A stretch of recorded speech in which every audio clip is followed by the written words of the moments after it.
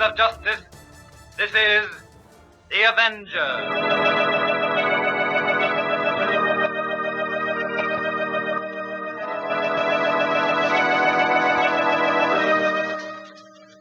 You who operate beyond the law, you who seek to wreck the peace of America, beware. I shall crush your power, destroy the vultures who prey upon the innocent and the unsuspecting. I am the Avenger.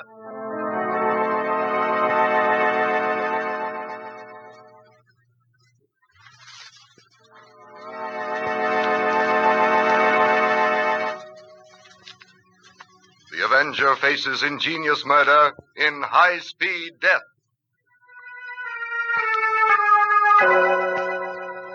In an unpretentious artist studio in Greenwich Village, surrounded by countless paintings which seemed to shine with the light of hope and ambition, Margaret Harwood stood disconsolately, sympathetically. An unfinished canvas lay on the easel. Margaret was looking at it, but she actually wasn't seeing the picture. She was seeing the face and features of the man who, unknown to her, had entered the studio, silently opening and closing the door. It was only when he spoke her name that she was aware of his presence. Hello, Marge. Roger, I didn't hear you come in. Why, just stepped out for a moment. Were you waiting long? A few minutes, that's all. How's your work getting along? Work? What's it brought me? I'm just another struggling artist. Scarcely an excuse for my miserable existence. Roger, you mustn't talk that way. I'm sorry, Marge. But you can't understand. All at once, success has smothered you. Your face in every magazine, your name on everyone's lips. Aren't you happy for my sake, Roger? Oh, of course I am. It's just that I'm still groping in the darkness. That I couldn't keep pace with you. That's what hurts. Roger, you look so unhappy, so sick. Do I? Maybe it's because I've been working so hard. Because I'm doing so well, getting so famous. Oh, what's the use? You've heard, haven't you? That you're going to get married? Yes. But I can still model for you when I have time. When you have time? When you have time, your husband will be telling you how much he loves you. When you have time, you'll be riding in the country, enjoying the trees and the flowers. You're taking all the joy out of life, Roger. Forgive me, Marge. Forgive the rotten selfishness in me that raves like this. I don't need to forgive you. I understand. I have a strange feeling, though, that I'm not going to enjoy any of this fame. What do you mean? Don't ask me. I don't know. Roger, I want us to go on being friends, just the way it was when we were both here in the village, struggling so hard. One of us still is. Oh, Roger, you've got much more talent than I. I've just been lucky, that's all. Well, I guess it had to be sometime. And I'll always remember, Roger. Marge, please, one last pose. I want to get you in that light. There by the window. I'll be happy to, Roger. There. Is this all right? Oh, yes, that's fine.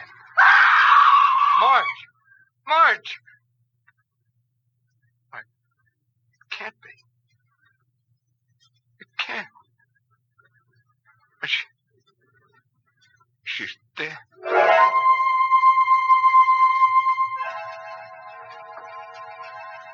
In the New York headquarters of the compact crime-fighting unit, referred to and dreaded by the underworld as Justice Incorporated, the chief of the organization, Richard Benson, the man known as the Avenger, reads his private teletype machine as it picks out the latest developments in the murder of Margaret Harwood. With Benson are his two capable assistants, the amiable Giant Smitty and Nellie Gray, young, resourceful, and blonde. Every report on this girl's death only makes the whole thing more complicated. Yeah. It's incredible, Chief, isn't it? Only yesterday she was seated in that very chair. Yes, Nellie.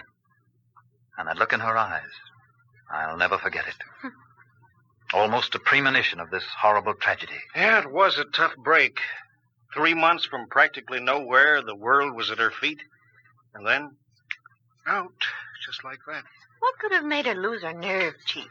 She came here obviously to tell you something. My mistake was to let her persuade me to tell her story some other time.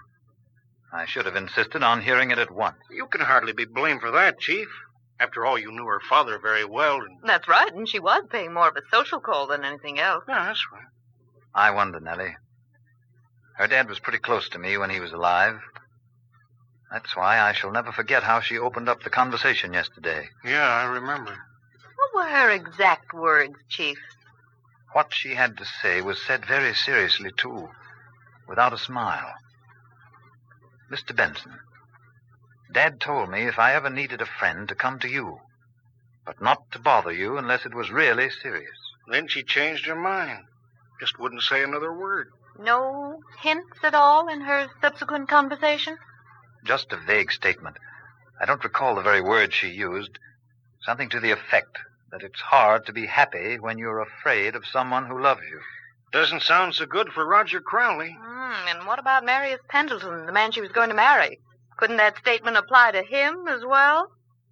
That's exactly why I'm puzzled, Nellie. Hello. Hello, Mr. Benson? Yes. This is Matthew Davis, Mr. Benson. Oh, yes, Inspector. I just got your message. If you'd like to come down to headquarters, I'll hold off talking to Roger Crowley. Your men found Crowley, Inspector? Sure did. Every squad car was on the lookout. They picked him up in Washington Park. That's a funny place for a suspected murderer to hide, Inspector. He wasn't hiding, Mr. Benson. My boy said he was sitting on a bench, just staring into space. Did he offer resistance? No, just came along without a word. Hasn't said anything up to now. Feigning insanity, if you ask me. Do you mind holding off on the questioning until I come down, Inspector? Not at all. Can you come down right away? I'll be there in 10 minutes, Inspector. And thanks a lot. Not at all, Mr. Benson. Goodbye. Goodbye. So they found Roger Crowley, Chief. Yes. It's only a guess, Smithy.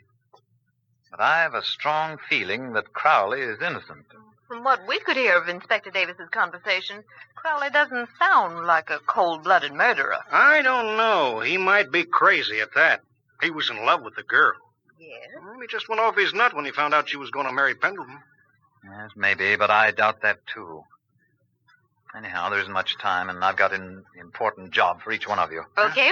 What's mine, Chief? Now, you'd better call on Marius Pendleton, Nellie, as a newspaper reporter. All right. You're after the human interest angle. Uh-huh. I don't have to tell you how to handle him. Oh. And I don't envy you your assignment nor his state of mind. I'll be very careful, Chief. It's not a pleasant assignment, talking to a man whose sweetheart has just been murdered. No. Well, do it in your own way, Nellie. All right. Smitty, Yeah, Chief? get down to Crowley's studio. I've arranged to have the police give you a free hand. I want you to draw up a rough floor plan. Yeah. The position of the window where the girl was standing, the surrounding buildings, Yeah, I get you. and note particularly if there are any open spaces, such as a playground or a parking lot, where a person could be unobserved and yet see the window clearly.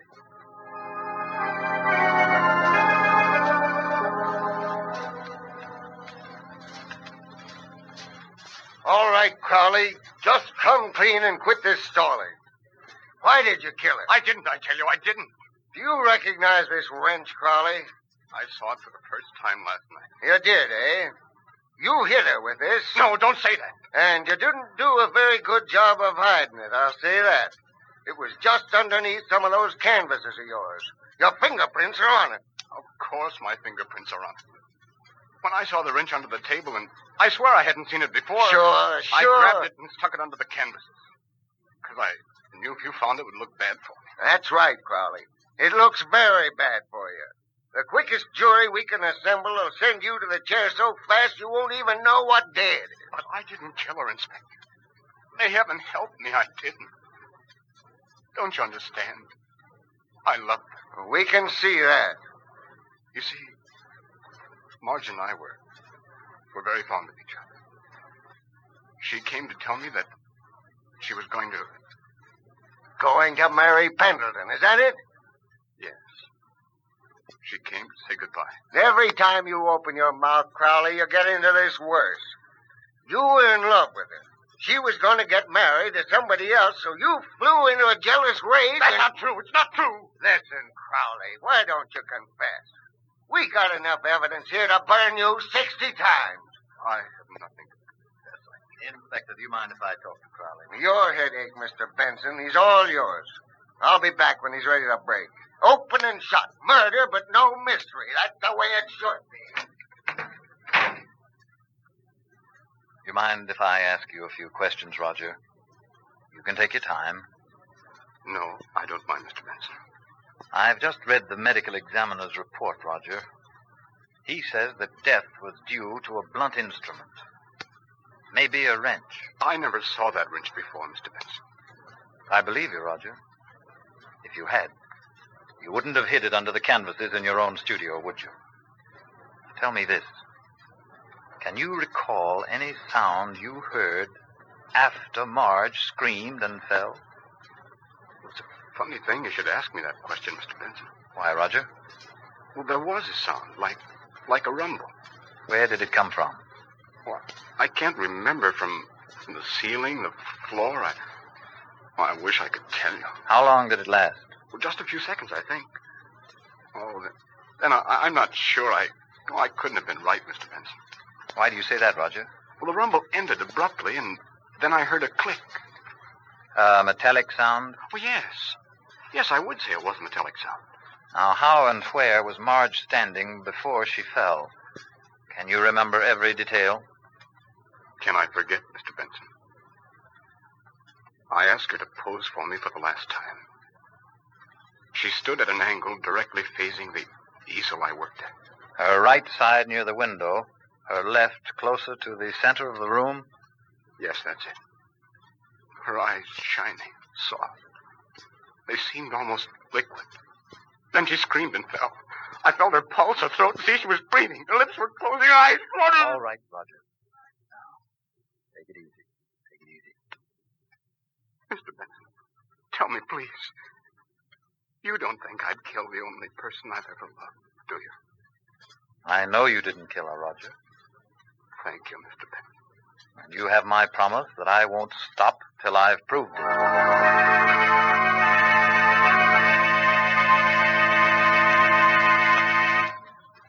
Sorry to have kept you waiting, Miss Gray. Oh, it's all right, Mr. Pendleton. I'm grateful for the time you are giving me. I take it that you wish to see me about Miss Howard's death. Yes. Well, it may sound brutal, Mr. Pendleton, for she was your fiancée, but we newspaper people, you know... Pardon my interrupting, Miss Gray, but may I correct the misconception? Well, certainly. Miss Howard was not my fiancée. Not your fiancée? Oh, don't misunderstand me. It was my dearest wish that Marge would marry me. I asked her repeatedly to be my wife. And she refused you? You see, well, it was a toss-up between myself and this fellow who has been arrested, this Roger Crowley. But Roger Crowley insists that Marge told him she was going to marry you. I wish I could believe that. I want to believe it. You mean Marge never told you she was going to say goodbye to Roger Crowley? Truly, she did not. I'm sure the matter had not been settled up to the time of Marge's... well... You loved her a lot, didn't you, Mr. Pendleton? If I were to tell you, Miss Gray, that only cowardice prevents me from taking Roger Crowley's place, you'll understand what's left in the world for me. He wants to live. I don't. Is there anything else you want to ask me? No. No, nothing. Only to say I do understand. Mr. Pendleton, I don't think I will write that story I came for.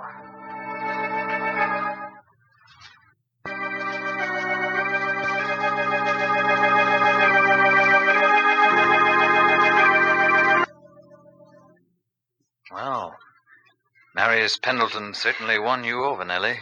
Chief, if I'd stayed there a little longer, I think I'd have broken down and cried. The only satisfaction, if you can call it that he has now is to know that Marge intended to marry him and not Roger. With all my sentiment, Chief, I never want to lose my sense of realism. That's one of the very few vague statements you've made, Nellie. Will you explain? I want to believe Marius Pendleton, Chief, but is he definitely eliminated as a murder suspect? Definitely. He did not commit the murder. Well... He was a guest at the sportsman's banquet at the very time Marge was killed. Oh, that I'd believe. You should have seen his trophies hung all over the walls. They think the world of him in Latin countries. You know, he's a champion in their national sport. Oh, Chief. It's Well. Smitty. Looks as if a tornado had hit him. Oh, boy, was I in a scrap. What in the world happened, Smitty? Oh, we're not going to ask you how the other fellow looked. I don't know. I didn't have time to see. Oh, He who got was away. it? What a scrap. What are you talking about, What's Smitty? it about? If Nellie promises not to interrupt, I'll tell my whole story. All right, I promise. Well, it was like this. I got into Roger Crowley's studio, all right, Chief. I made a diagram of the layout and noted everything that you asked me to. Then I heard someone trying the door. Had you locked it? Yeah, but he had a key. So I switched off the lights and I waited. And the door opened. A fella entered and closed the door behind him. That's the time I got going. Yes, go on, Smitty. Chief, do I look like a weakling to you? Fishing again? No, honest, I'm serious. Oh. If I weighed 290 pounds, Smitty, and was 6 feet 6 inches tall without an ounce of fat on my frame like yourself, I wouldn't like anyone to call me a weakling. So I'm not answering your question. Okay, Chief, well, I must be. Whoever this guy was, he just waited till I rushed in, then he picked me up and sent me across the room. And I wasn't there to see it. Oh, well, I got up and grappled with him. Chief, that fellow's muscles were as highly developed as a tiger's. He had a lithe, quick, deft manner of fighting. Beautifully timed, Chief. It was perfection. He didn't even breathe. No effort at all. Powerful arms. And he got away, didn't he, Smitty? The first guy that ever did. Oh. He was out in the street before I could get the lights back on. Then he couldn't have taken anything from the studio. I wish I was sure of that, Chief. He didn't have time, Smitty. Chief, Yeah? you remember the disc that I wear on my wrist for identification? Oh, it's not there. You've lost it, Smitty. Now, don't tell me your athletic friend stole your identification disc, Smitty. Well, I'm not sure. While we was struggling, it fell off. I heard it roll across the floor and then stop. Did you search for it after you switched the lights back on? With a fine-tooth comb, Chief, no luck. Now try and think, Smitty. When the disc stopped rolling, did the sound end abruptly in a metallic click? Holy smoke, how did you know? Did you get a glimpse of the man's features? Well, just a glimpse, but enough so I'd recognize him anyway. Swarthy? Latin features? Yeah, definitely so. Chief, all this seems to add up. To a very accurate sum. Marius Pendleton, champion of a Latin sport. A Latin athlete returns to the scene of the murder to recover something. Roger Crowley and Smitty both hear the same sound. The rumble of something rolling, ending in a metallic click. I believe that both of you have given me the final clues to solve the murder of Marge Harwood.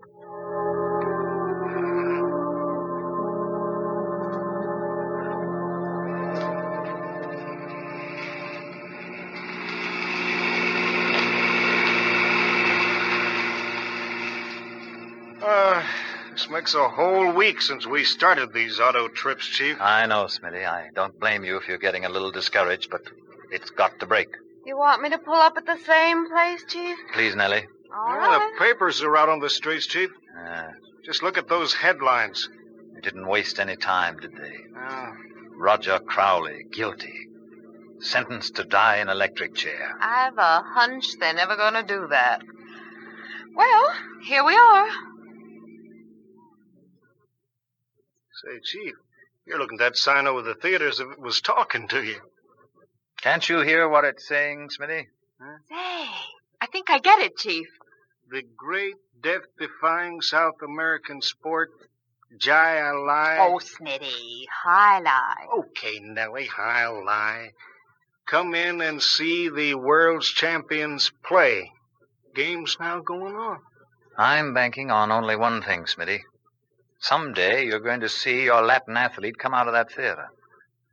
All I hope is that we see him before Roger Crowley takes that last walk in the death house. The Latin athlete? You think he murdered the girl? Yes. But proving it might not be so easy. Death-defying sport.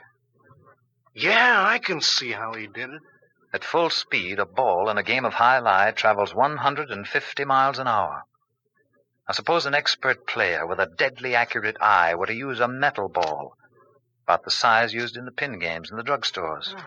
He could hurl it from the parking lot near Roger Crowley's home and kill anybody standing near the window. He sure could, Chief. Those goatskin balls slide along that boomerang-shaped hollow bat and gain terrific speed. A metal ball would be almost as dangerous as a bullet. But But, Chief, what has this to do with Marius Pendleton? It might be just a coincidence, Nellie, but I doubt it. Pendleton is a champion high-lie player himself. Mm. He has a perfect alibi for the day of the murder, but the sport may have given him ideas. If we can establish any connection between Pendleton and the Latin athlete who battled Smitty in Roger Crowley's studio... Hey, Chief, look. That guy coming out of the side entrance. I see him. Is that the man, Smitty? It's him, all right. Look, he's getting into that car. All right, Nellie. Get going. We'll Right. follow him.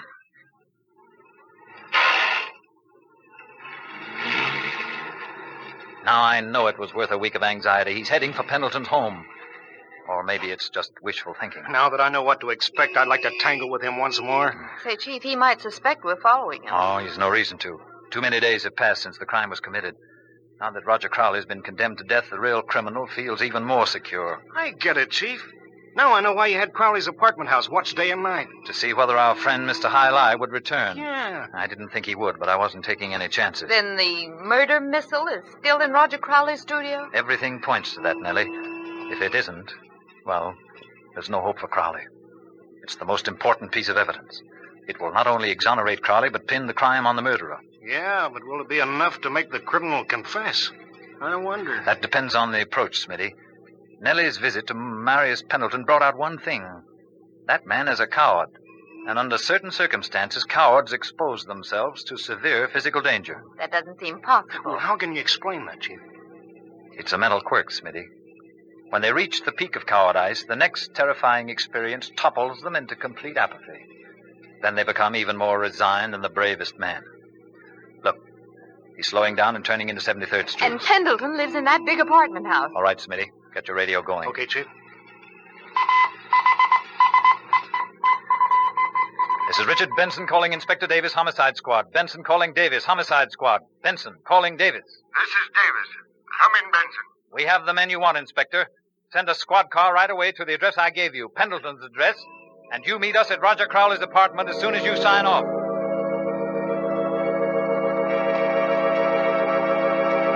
May I ask why I've been brought here to Crowley's studio? I might have refused to come, you know. That was your privilege, Mr. Pendleton. But I'm sure you'd always give the time to serve the ends of justice. Wouldn't you? Always, Mr. Benson. Sorry that highlight player got away, Benson. But I don't think he'll go far. I'm relying on your men, Inspector. Right now, I'm more interested in proving Roger Crowley's innocence. I don't know how, but go ahead. This is a crime that developed into murder, all right.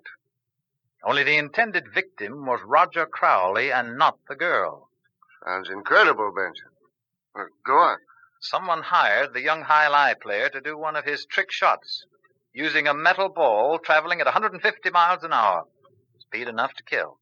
But what happened to the metal ball? This place was searched. And what about the wrench? That was planted here.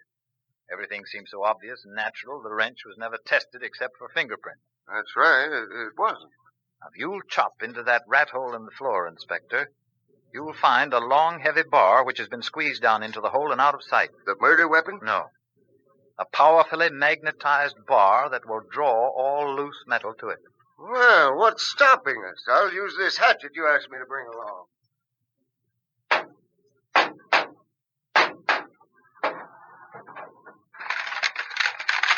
Well, Don't touch that bar, Inspector. The murderer's fingerprints are on it. He put the bar in there so that the ball wouldn't stay around as evidence. There's a metal ball clinging to it, all right. It's covered with blood. And what about Smitty's identification disc? It's here, too. And I thought you were just theorizing, Benson. Mr. Benson, Yes, Mr. Pendleton. how did you know that Roger Crowley was the one marked for death, and not Marge Harwood? Because up to the very last, Mr. Pendleton, you did not know that Marge intended to marry you. You were certain she was going to elope with Roger Crowley, and that meant that Crowley had to be eliminated. I'm sure you understand. We're fencing, Mr. Benson. You know that I plotted this crime. If you hadn't admitted this, I might never have been able to prove it conclusively. And if there hadn't been a witness to your deductions, Mr. Benson, you might not have been so fortunate in securing my confession. Instead, I shall pay the penalty. but not your way. Get away from that window. Quick, Inspector, signal your men. Hold the high-lie player. He's hiding in the parking lot. Get that man behind that car. He won't escape, Inspector. That's why I ask you to have your men watch the place. Any hope for Pendleton, Benson? He's dead. Killed by his own ingenious device. He gave his accomplice instructions to aim at the first one who approached the window. And if you or I had come alone... He would have jockeyed us into position. Instead, he took the easy way out. They've got that high-lie player, Benson. Boy, did he put up a scrap. It took 3 of my best men to overpower him. I'm sorry Smitty wasn't here to see it. He wouldn't have felt he was such a weakling after all.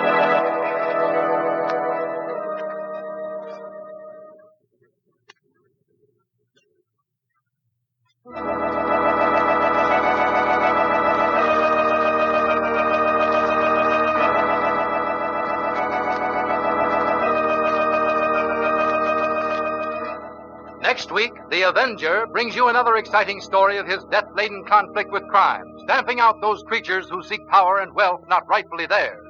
Whether you read The Avenger or listen to him over the loudspeaker, you'll be thrilled by the exploits, the bravery, and the daring of this amazing crime detective.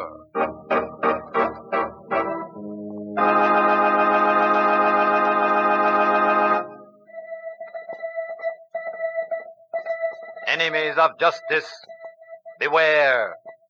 This is the Avenger.